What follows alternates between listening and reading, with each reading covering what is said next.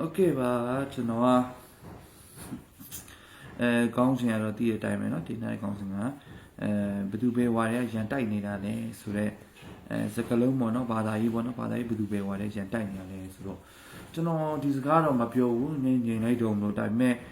မငြိမ်သေးတဲ့သူတွေရှိတဲ့ခါကျတော့လေအထူးသဖြင့်က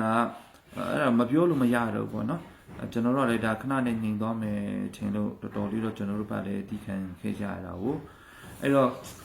ပြောပြချင်တာအခုမငြိမ်တဲ့သူတွေဆိုဘယ်သူလဲသိမယ်အထူးသဖြင့်ကိုကျော်ကြီးဆိုမှပေါ့နော်ဟိုဘယ်လိုမျက်နှာမပြတဲ့တယောက်မဟုတ်ဘူးနော်ဟိုကျော်ကြီးဆိုလည်းမျက်နှာမပြပဲဒါဗုဒ္ဓဘာသာဖက်ကနေတချို့ဖော်ထုတ်ရေးလုပ်တဲ့သူပြောတာမဟုတ်ဘူ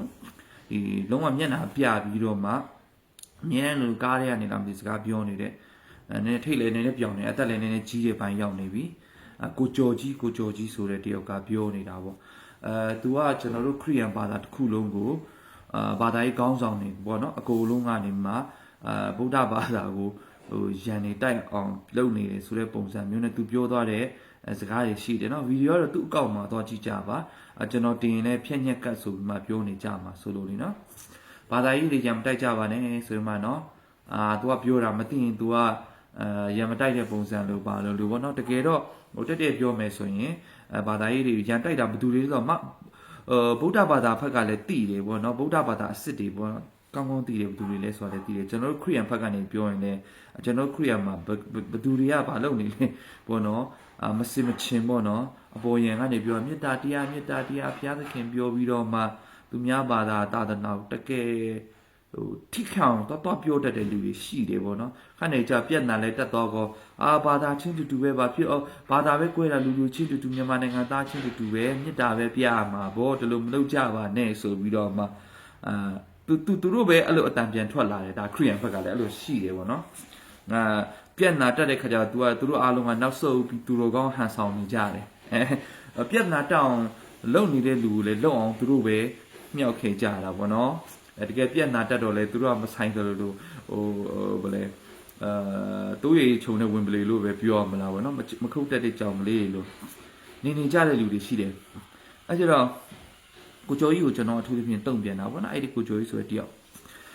ဘာသာရေးရန်တိုက်နေတာဘယ်သူတွေတိုက်နေတာလဲကိုကျော်ကြီးမလိန်ချင်းနော်မလိန်ချင်းမသိတဲ့လူတွေကိုသာသွားလိန်လို့ရမယ်နော်ကျွန်တော်ဗုဒ္ဓဘာသာဝင်တွေကိုလည်းနည်းနည်းငြိမ်စေချင်နေဆိုတော့ဘာကြောင့်လဲဆိုတော့ဟိုဟိမင်းသူကိုဖမ်းချင်တယ်ဖမ်းအခုတရားစွဲချင်တယ်ဆွဲကြပါဘောနော်ဒါပေမဲ့အခုဗီဒီယိုမှာလည်းတချို့ဟာတွေထွက်ပေါ်လာတာပါလဲဆိုဟာမင်းတို့ခရိယန်ဘာသာကသူများဘာသာကိုမပုတ်ခတ်နေလေအခုဘာဖြစ်လို့ဗုဒ္ဓဘာသာဘက်ကတချို့လူတွေကဒါခရိယန်ဘက်ကိုပုတ်ခတ်လာတဲ့အခါကျတော့မင်းတို့မခံနိုင်မင်းတို့ကအရင်မလုံနဲ့လေဆိုတဲ့စကားအရင်မစခဲ့နဲ့ဆိုတဲ့စကားလုံးပေါ့နော်အဲ့ဒါကျွန်တော်အဲ့စကားနဲ့ပတ်သက်ပြီးတော့မှလည်းကျွန်တော်ကအခုတော့တုံ့ပြန်မယ်ပြန်တချို့ဆိုရှိတယ်ကြောက်ကွင်းရေးတော်ပုံကဒီကောင်းစဉ်ကိုဘောနော်ကြောက်ကွင်းရေးတော်ပုံဆိုတဲ့ကောင်းစဉ်တက်ပြီး YouTube တွေမှာပဲဖြစ်ခရိယန်ဘာသာကိုတော်တော်လေးဒါနှိုင်းရှင်ပြီးချိုးနှိမ်ပြီးပြောထားတာပေါ့နော်တကယ်ဆိုဘာသာတစ်ခုနဲ့တစ်ခုဆိုလိုက်နှိုင်းရှင်စရာအကြောင်းမရှိဘူးပေါ့နော်ဗုဒ္ဓဘာသာကြီးလည်းကြည့်ပါကိုယ့်ဘာသာအဲ့လိုနှိုင်းရှင်ပြီးပြောမှကြိုက်မလားအဲ့တော့ကျွန်တော်အဲ့ကြောက်ခွင့်အရေးတော်ပုံကိုလည်းကျွန်တော်ကတော့တုံ့ပြန်မယ်ဒီနေ့တော့မဟုတ်သေးဘူးဒီနေ့ကဒီဘာသာရေးရံမတိုက်နဲ့ဆိုပြီးလူလေကြနေတဲ့လူပေါ့နော်ခရိယန်တွေဘာသာရေးကောင်းဆောင်တွေကပဲမသိရင်ရန်တိုက်နေတယ်လို့နော် line ပေါ်မှာသူလုံးဝတက်ပြောသွားတာဗီဒီယိုတော့မတက်ထားဘူးကျွန်တော်ကrecord ပဲလုပ်ထားတယ်တင်ထားရုံပဲတင်ထားတယ်နော်သူ့အကောင့်မှာသွားကြည့်ပါအဲ့တော့ဘယ်ဘာသာရန်တိုက်နေတာလဲမပြောခင်မှာကျွန်တော်တို့ခရိယန်တွေဘယ်လောက်ခံစားခဲ့ရတယ်လဲဆိုတော့ရင်သားလေပို့လို့တယ်ကျွန်တော်နတ်ကူးွယ်တဲ့တချို့လူတွေကမှအစားပေါ့နော်ဗုဒ္ဓဘာသာနဲ့ပတ်သက်ပြီးတော့မှဘယ်လောက်တီးခံပြီးဟိုကျွန်တော်တို့တွေနဲ့ခံစားခဲ့ရလဲဆိုတာတွေသိစေချင်တယ်ကျွန်တော်တချို့ခရိယန်ရွာလေးတွေမှာရှိတဲ့နေရာတွေမှာဆိုရင်လေကျွန်တော်လက်ဝါးကားတိုင်းကိုဖြုတ်ပြီးတော့မှဇေဒီလာတည်သွားတာဒါမျိုးလေးတွေလည်းရှိခဲ့တယ်ပေါ့နော်တမိုင်းမှာတမိုင်းဆိုတော့နှစ်က10ခန်းတွေထဲမှာပဲရှိပါသေးတယ်နော်ရာခန်းတော့မသွားသေးပါဘူးအဲ့လိုဖြစ်ခဲ့တဲ့အရာအတွက်ကျွန်တော်တို့ခရိယန်တွေဟာချရအောင်တော်လန်ရအောင်ပုံကန်ရအောင်ဗုဒ္ဓဘာသာကိုဘာလို့ရအောင်တခါမှမရှိဘူးเนาะခရိယန်ဘာသာတဲ့အဲ့လိုမျိုးပြဿနာဖြစ်လို့ခရိယန်ဘာသာတဲ့ဘာလားကွာညာလားလို့ဖြစ်လေတော့ကျွန်တော်တို့ခရိယန်အသင်းတော်ဆရာတွေဝိုင်းထင်းကြတယ်ခရိယန်ဆရာတွေလည်းအားလုံးချင်းချင်းထိန်းပြီးတော့မှကျွန်တော်တို့ငင်းငင်းချမ်းချမ်းနဲ့တစ်ဖက်ကဗုဒ္ဓဘာသာကိုလည်းမစော်ကားဘဲနဲ့ကျွန်တော်တို့အေးအေးဆေးဆေးနဲ့ပဲဖြည့်ရှင်းခဲ့ကြတာဖြစ်တယ်เนาะဒါခရိယန်ရဲ့မြန်မာနိုင်ငံသမိုင်းကြောင်းလေးဖြစ်တယ်နောက်တစ်ခုအားလုံးသိစေဖို့အတွက်လွန်ခဲ့တဲ့နှစ်ပေါင်းအစိတ်ခန့်လောက်တုန်းကပေါ့နော်မြန်မာနိုင်ငံ ရတနေရာမှာပေါ့နော်ခရိယန်ကျောင်းချက်ကျောင်းတစ်ကျောင်းရှိတယ်အဲ့ဒီမှာမနီမွေနာလေးပဲကက်ရက်ပဲနဲ့တူပါတယ်ကျွန်တော်ဒီတော့ဗုဒ္ဓနဲ့လာမသိဘူးဗုဒ္ဓကျောင်းလာမသိဘူးရှိတယ်ဘုန်းကြီးကျောင်းလာတော့မသိဘူးတူပါတယ်ဘုန်းကြီးကျောင်းဖြစ်မှာပေါ့နော်ကက်ရက်မဟုတ်တာလည်းဖြစ်ကောင်းဖြစ်နိုင်တယ်အတိအကျတော့မမိဘူးအဲ့ဒီမှာဘာဖြစ်ခဲ့လဲဆိုရင်အဲ့ဗုဒ္ဓဘုန်းကြီးတပါးကသူညအိမ်မက်မှတ်တယ်တဲ့သူညအိမ်မက်မှတ်တော့အဲ့ထဲမှာဖျားပွင့်နေဆိုလားရုပ်ဘွားတော်လေးပေါ့နော်အဲ့လိုမျိုးပြောတာတစ်ပင်မှာလေပေါ့ဆိုနောက်နေလေဟုတ်တယ်အဲ့တစ်ပင်ကျန်နေရုပ်ဘွားတော်နဲ့အရင်တူတာမဟုတ်ဘူးမဲ့တော်တော်စင်စင်လေးကြီးအဲ့ဂိုင်းမှာလားမသိထွက်လာဟိုဂိုင်းတစ်ပင်ဂိုင်းအနေနဲ့လားမသိအဲ့လိုဟိုအပင်စီနေလားမသိထွက်လာခဲ့တာမျိုးရှိခဲ့ဘူးလေအဲ့တော့ဘုန်းကြီးကသူအိမ်မက်မှတ်တာကြီးတကယ်လည်းမှန်နေတဲ့အခါကျတော့ဘာသွားလို့ကြတယ်ထင်လဲအဲ့ရွာသူရွာသားဗုဒ္ဓဘာသာဝင်တွေတော်များများကဒုတ်တွေပါညာတွေကင်ပြီးဒီဘုန်းကြီးကဥဆောင်ပြီးအဲ့ဒီခရစ်ယာန်ကျောင်းကိုဝင်စီးလိုက်တယ်အပိုင်သိမ့်လိုက်တာအပိုင်သိမ့်လိုက်တာနော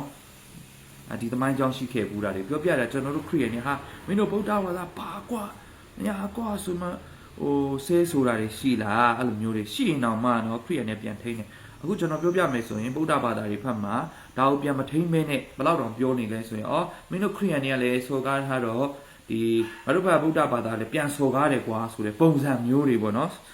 ်ဒီလိုမျိုးဖြစ်အောင်ဘသူတွေကမြောက်ပေးတာလဲရှေ့ကနေလုတ်ပြတဲ့ဘုန်းကြီးတွေရှိတယ်ဥမာကိုကျော်ကြီးတို့လိုမျိုးပေါ့နော်ကိုကျော်ကြီးတို့ဆိုရင်ခရစ်ယာန်ကိုဖဲ့တယ်ခရစ်ယာန်ဘက်ကတချို့မဟုတ်မမှန်တဲ့လူတွေစကားကိုယူပြီးမှတော့ခရစ်ယာန်ရဲ့သာသနာရဲ့စကားတွေမဟုတ်တဲ့ဟာတွေကိုယူပြီးတော့မှကိုကျော်ကြီးတို့က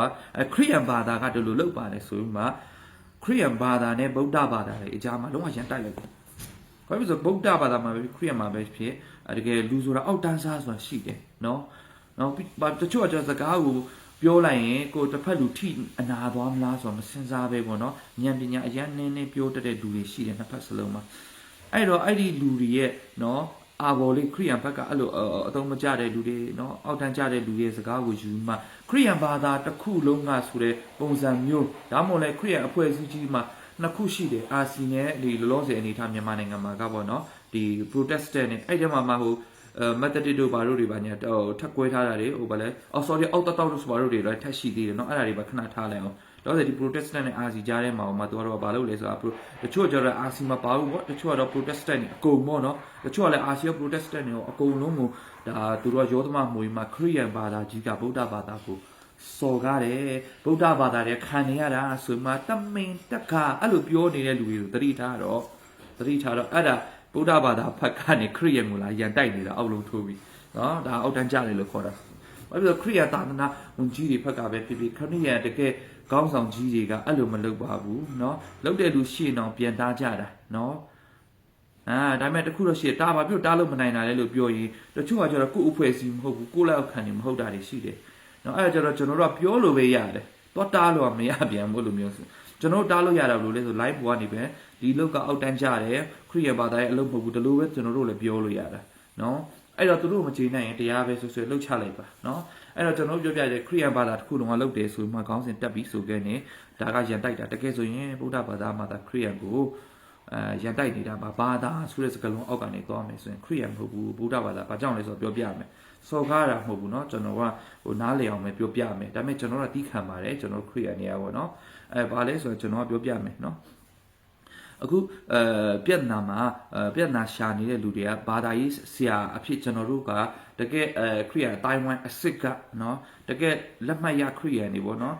နိုင်ငံတော်ရဲ့အုပ်ချုပ်မှုအောက်ကနေသွားနေတဲ့ဒီခရိယာအစ်စ်တွေဂိုင်းကနာတွေကလက်ခံထားတဲ့ဆရာတွေမဟုတ်ဘူးဗျာနော်ဟိုတယောက်လည်းတက်ပြောပြီးတော့ပါလေခရိယာဆရာတစ်ပါးဖြစ်လာဖို့ဆိုတာအစစ်စစ်ကြော်ဖြစ်ရတယ်6လတစ်နှစ်လောက်ကြောင်းတက်ပြီးတခါတည်းတင်းအုပ်ဖြစ်သွားတာနည်းနည်းဗုဒ္ဓဘာသာနဲ့စကားနည်းနည်းယူသုံးပြီးပြောပြစေကြောင်းထိုင်လို့လိုမျိုးပေါ့နော်ဥပမာနဲ့ပြောတာပါကျွန်တော်ခရက်မှာကြောင်းထိုင်လို့ဆိုမှမရှိဘူးတင်းအုပ်ပဲရှိတယ်ပေါ့နော်ဒါပေမဲ့နည်းနည်းနားလည်လျော်အောင်ပြောတာအဲ့လိုမျိုးဟိုဘာမှတော့မလုပ်ရသေးဘူးဘာမှလည်းအတွေ့အကြုံတော့မယူရသေးဘူးတခါတည်းတစ်နှစ်လောက်ကျန်းစာကြောင်းတက်ပြီးတချို့ဆို6လလောက်ကျန်းစာကြောင်းတက်ပြီးမကြဘူးချက်ချင်းပဲတင်းအုပ်ဖြစ်သွားတာလေဗုဒ္ဓဘာသာနဲ့ပြောင်းလဲလာပြီးတော့မှအဲ့လိုပေါ့နေမနာမကြီးတွေဆယ်လီတွေဆိုတော့ဖြစ်တဲ့နေပဲနေရာကိုတရားဟောဆရာခန့်လိုက်တာမျိုးတွေပေါ့နော်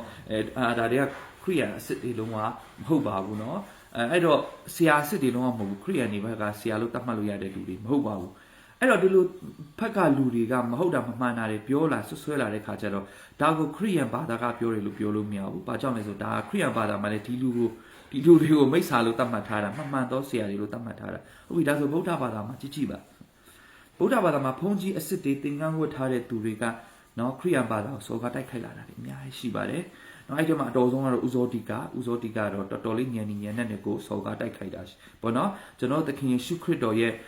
မွေးဖွားခဲ့တဲ့အမေကိုလည်းနော်လင်ကောင်မပေါ်ပဲမွေးတဲ့သားဆိုတော့ဒီမိမဘာဖြစ်သွားပြီလဲဘာညာပေါ့နော်ပြောသွားတာနော်ယောက်ျားတယောက်မှမနေဘူးကိုအပြိုစစ်လို့လည်းပြောတယ်ကလေးလည်းမွေးတော့နေရပါလေလင်ကောင်မပေါ်ပဲတဲ့သားကိုမွေးတော့ဒီမိမဘာဖြစ်သွားပြီလဲဘာညာတွေပြောထားတာနော်ဒီတချို့နည်းနည်းစူးဝါးစကားတွေပြောထားတာရှိတယ်အဲ့တော့